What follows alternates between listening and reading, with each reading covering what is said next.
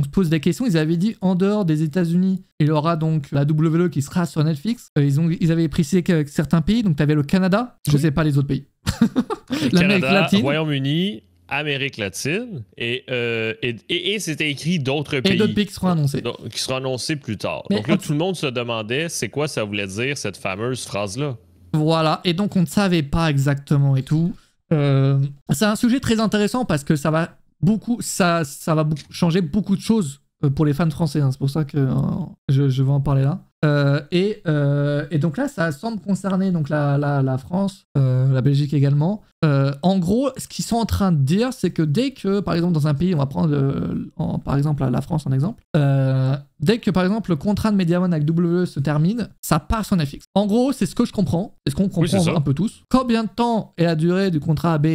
On ne sait pas, ils ont signé au moins 2 ans. Ils avaient dit plusieurs années en début d'année là. Donc au moins 2 ans ne sera pas avant 2026 déjà. Sachant qu'un contrat de 2 ans, qui signe 2 ans, je ne sais pas. 2025, non, ils ont signé pour au moins 2 ans en 2024, donc là en début d'année. C'est au moins 2026, donc on a du temps. Mais il faut se dire que quand ça arrivera sur Netflix et quand AB1 et AB3 n'auront plus les droits sur la WWE, il faut très bien comprendre que ce sera la fin du duo. Très certainement du dos de commentateur Christophe Ajus, Philippe Géraud. Ça va falloir l'accepter à un moment donné, mais Philippe Géraud n'ira très certainement pas sur Netflix, Christophe Ajus peut-être, je ne sais pas. Et encore parce que je me demande, est-ce qu'il y aura une VF en réalité? Est-ce qu'il y aura une VF? Parce qu'ils vont pas payer tous les commentateurs du monde à commenter les shows en live ici. Netflix? Ouais. Ben pourquoi?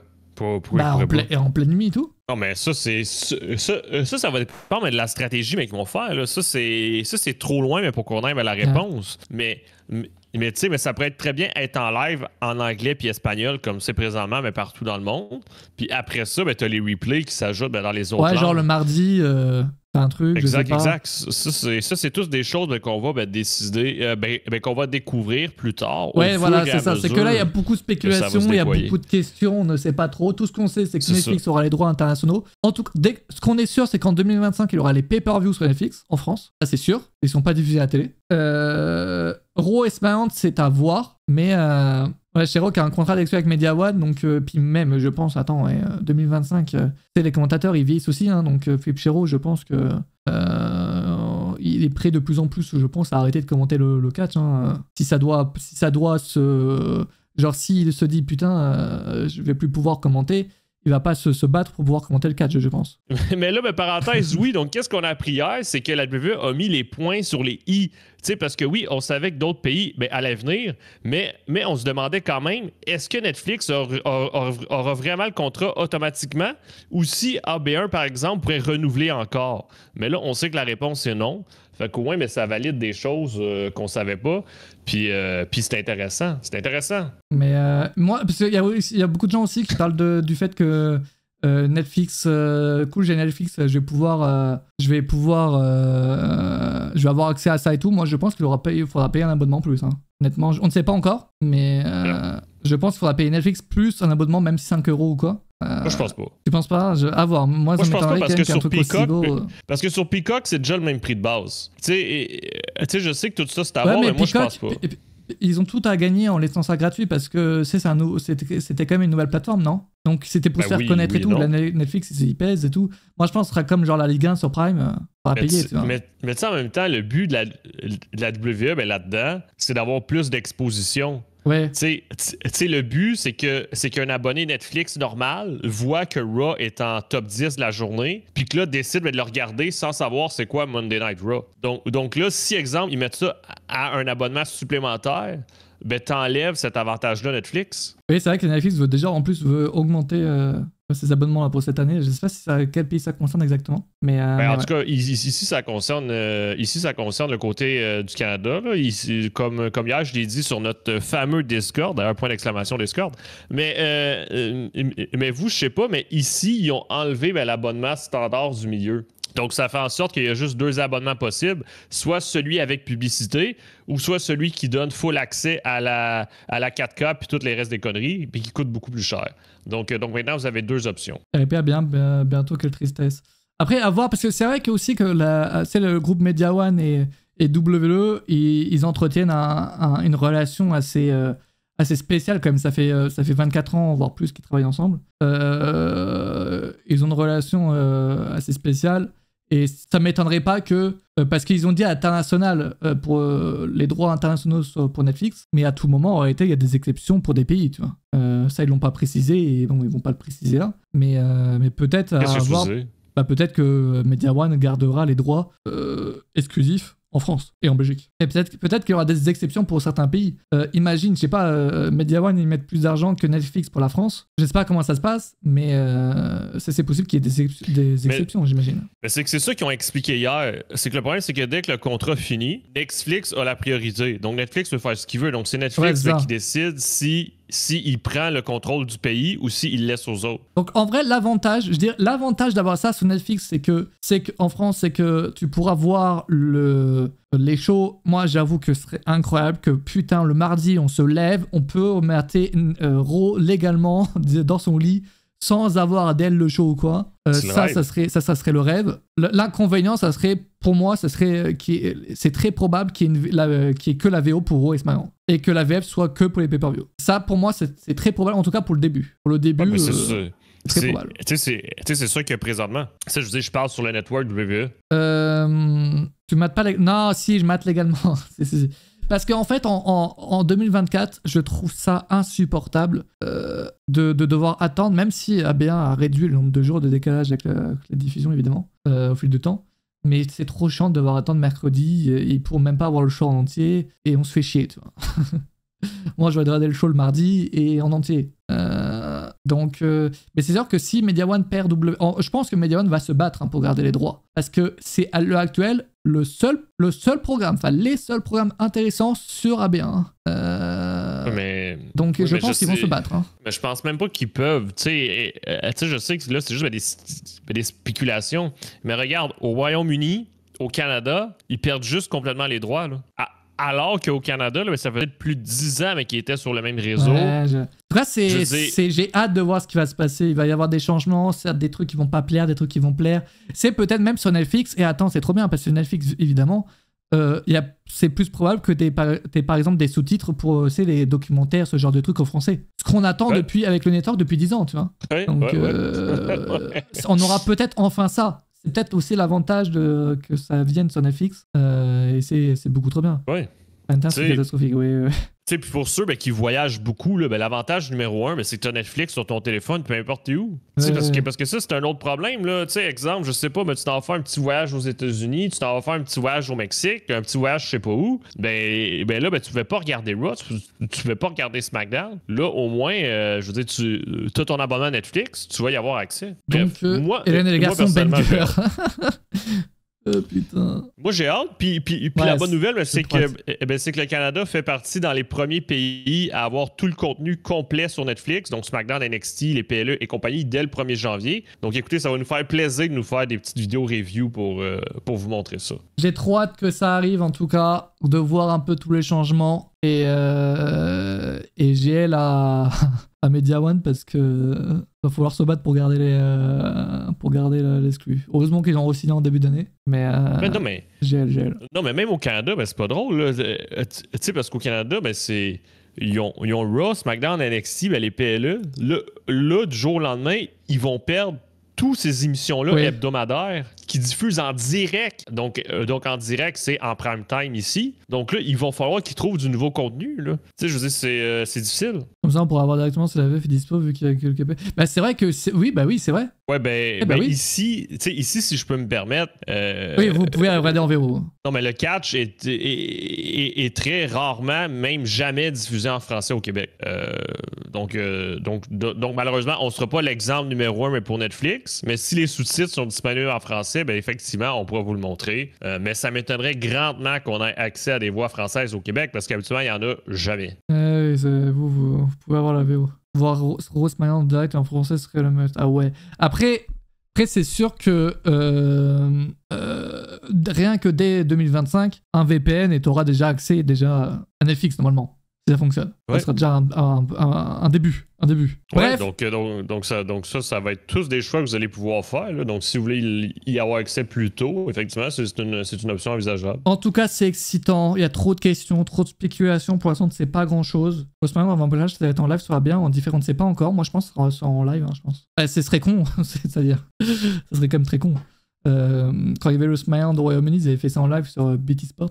TNT Sport. Moi aussi, j'espère que ça va être en live. Donc je pense que ce sera en live, ce serait totalement con, sachant que si c'est pas en live, ce sera diffusé pendant Backlash, qui est totalement pas possible. Donc oui. Non, ce sera en live, c'est sûr et certain. On le sait pas encore, mais ce sera en live, j'y crois. Non, mais ok, mais tu veux dire, mais s'ils le diffusent à la case horaire habituelle du samedi. C'est ça. Ok. Donc, et NXT Europe, c'est-à-dire qu'ils en ont parlé, mais rien de positif. Ça dépend de quel côté tu vois la chose. Alors, ce que j'ai vu, en gros, c'est que, en gros, ils préfèrent faire des tournées un peu à travers le monde avec donc, les différents PLE, quoi, comme en Australie, en France, au Royaume-Uni, bref, en Allemagne. Et NXT Europe, pour le moment, c'est-à-dire que c'est pas leur priorité, quoi. En vrai, c'est peut-être une bonne chose, parce que moi, j'en suis sûr que NXT UK à l'époque a dû être une belle perte quand même, financière. Même si ça te donne quand même des talents, genre Gunter, tu l'aurais pas eu sans ça. Oui, ben c'est sûr que c'est une perte nette sur le budget, ça c'est sûr, Mathias. Mais, par contre, le point positif de ce qu'ils ont dit hier aussi, c'est qu'ils ont dit qu'ils allaient plus se concentrer sur le recrutement à l'international et essayer d'avoir des stars de plusieurs pays pour justement attirer ce public-là international. Je t'ai pas écouté. je te le dis, j'ai entendu qu'il y avait un point quand même dans ta phrase, mais je sais pas comment enchaîner là. Donc, pour ceux qui vont écouter dans le chat, en gros, ça veut dire que peut-être qu'il va y avoir des catcheurs français de signés. C'est ça que ça veut dire, parce qu'ils ont dit qu'ils n'allaient pas rouvrir un NXT Europe, mais qu'ils allaient faire plus de recrutement à l'international. Donc peut-être qu'ils vont commencer à signer, exemple, des gens du côté de la France, du côté de l'Allemagne, du côté de l'Italie, pour justement étoffer leur roster. Ils ont fait un try-out en Australie là, le week-end dernier. Oui. J'ai vu ça passer. Les questions d'image d'Economic Loss, oui, c'est surtout une question de vouloir tout contrôler dans le monde, quoi. NXT Europe, ce que vous voulez faire, c'est vraiment contrôler l'Europe. Voilà. Oui. Non, mais c'était ça le but, là, pour ceux qui s'en rappellent. Non, mais même NXT UK, là, pour ceux qui s'en rappellent, là, NXT UK a fait fermer des compagnies au UK. Là. Oui. Quand même, moi, je reste quand même assez surpris par. Comment elle s'appelait la compagnie grosse compagnie qui a fermé. C'est pas que des petites compagnies qui ont fermé au Royaume-Uni, quoi. Mais non, c'est parce qu'ils ont vidé leur roster. Du jour au lendemain, ils ont ouvert NXT UK, puis ils ont signé tous ceux qui étaient en main event de ces shows indépendants-là. Donc ça fait mal, là. Donc quand tu te fais voler ceux qui te font signer des billets, ceux qui te font vendre des billets, ça fait mal. La Defiant Wrestling. Alors il y a peut-être un mix entre le Covid et NXT UK, mais c'est vrai que cette compagnie qui fonctionnait pas mal, qui s'appelait autrement à l'époque, la WCPW. Et qui était très connu au Royaume-Uni, quoi. Ouais, puis s'il y aura un try-out à Backlash, présentement, il n'y a pas l'information. Pas d'infos, mais peut-être, hein. Peut-être. Mais parenthèse, tu sais, parce que là, il y a quand même beaucoup de dates qui font en Europe, mais pas en Backlash. Donc, je présume qu'il y aura un try-out quelque part en Europe. Ça ferait du sens, oui. Ah oui, ça c'est incroyable. La photographe FR qui a été qui a signé en freelance avec WWE. C'est beau. Ouais. Surtout aussi jeune, quoi. 23 ans pour partir de la France, aller en Amérique et signer avec WWE, non, c'est big, hein. C'est big. Mais honnêtement, je pense pas qu'elle a été signée parce qu'elle était française. Hein. Je pense qu'elle a été signée pour son talent. Non, mais de toute façon, sur ses papiers, je veux pas briser votre rêve, mais elle est canadienne aujourd'hui. Mais... oui, elle est née en France, quoi. Mais oui. Oui, elle vit au Canada aujourd'hui. Bref, pas de nouvelles du road de 2 jours après Backlash. Ah, j'ai une mauvaise nouvelle à vous annoncer. Vas-y. Alors aujourd'hui, je traînais sur le site de la WWE, tu vois. Je me suis dit, bon, why not, je vais aller voir un peu les shows qui sont annoncés. Je descends, mars, avril, je descends un peu, mais je vois WWE Live Arena du Pays d'Aix dimanche 5 mai. Je vois Monday, lundi 6 mai, Raw. Là, je me dis, waouh, annonce de fou. Et en fait, ça aura lieu au Connecticut. Oh, c'est tellement gênant. Tout le monde s'attendait à un show en Europe. Mais pourquoi ils l'ont pas annoncé plus tôt? Est-ce que c'est pas un truc en mode genre, il y avait des discussions et ça s'est pas fait, finalement ils prennent une arène au State? Ils l'ont annoncé le 26 février. Ouais, lundi, quoi. Pendant Raw. Ça avait lieu où, Raw? Non, c'était en Californie, rien à voir. Non, mais moi, je maintiens que c'est sûr qu'il y avait une possibilité de le faire en Europe. Je pense aussi, sinon ils l'auraient annoncé. Ouais. C'est sûr et certain. J'y crois de ouf. Bref. Ah ouais. J'espère que Netflix va faire une série sur la... J'ai hâte de voir comment ça sera mis aussi en avant sur Netflix, le catch. Est-ce que genre il faudra taper WWE Euro bien et tout, bien chiant, ou est-ce que genre le lundi à 2h ça sera marqué regardez Raw. Ben, par défaut, je présume que le lundi, Raw va être en tendance. Ouais, donc, par défaut, il va être sur l'accueil. Parce que Raw, je veux dire, il y a des millions de personnes qui regardent ça. Là. Donc, par défaut, c'est sûr que ça va se ramasser. En tendance, tu sais, aux États-Unis, ils frôlent le million à chaque semaine, ils le dépassent. Donc imagine là, ça va être à travers le monde. Donc, il va y avoir le Canada qui va s'ajouter à ça, le Royaume-Uni qui va s'ajouter à ça, puis tous les autres pays. Donc ça va faire des grosses stats. Là. Puis ceux qui sont sur Netflix sont en normal. Exact. Le lundi à 20h, je pense qu'il y a beaucoup de personnes sur Netflix aux États-Unis. En mode, tiens, qu'est-ce que je regarder comme série? Oh, tiens, il y a du cash. Boum. Donc, ça veut dire qu'il n'y aura que le roster de semaine en semaine. Non, il y a les deux rosters, sauf que le roster de Raw repartira très vite. Quoi. Exact. Il y a même un live event de Raw en Italie. Donc, Raw arrive avant, mais va quitter immédiatement après Backlash. Un onglet W comme sur la Disney+, ou un onglet... Ouais, peut-être. Après, ça dépend du deal qu'ils ont signé aussi. Hein. C'est un gros deal comme 5 milliards, comme je pense que Netflix veut mettre en avant le produit, je pense, honnêtement. Très honnêtement. Bref, en tout cas, c'est intéressant. On aura des nouvelles au cours des prochains mois. Donc, à voir. Ouais. C'est loin, mais... C'est loin, mais proche en même temps. Non, mais c'est parce que j'ai l'impression qu'on a tellement hâte que ça fait doublement plus long. Oui. Et d'ailleurs, ils ont précisé, ça je comprends pas, parce que du coup, le contrat avec USA Network se termine genre avant que ça arrive sur Netflix. Ils ont dit qu'ils étaient en train de préparer la transition. Et ça veut dire quoi Genre Raw sera diffusé sur YouTube? Non, mais l'autre phrase d'après, ils ont dit qu'ils allaient en gros choisir la meilleure option entre USA Network ou Netflix pour rester jusqu'au 1er janvier 2025. Donc en gros, ça se peut que Raw arrive sur Netflix un peu avant. Comme ça se peut que ça arrive juste le 1er janvier 2025. Donc, en gros, ça va dépendre de qu'est-ce qui va se passer. Je pense qu'ils attendent simplement de voir est-ce que USA Network veut sortir un peu d'argent pour les garder jusqu'à la fin de l'année ou ils vont aller sur Netflix un peu avant. En gros, c'est ça. Là. Donc, non, ils vont pas aller sur YouTube, Mathias. parce qu'ils ont vraiment spécifié pendant la conférence que c'était entre USA Network ou Netflix.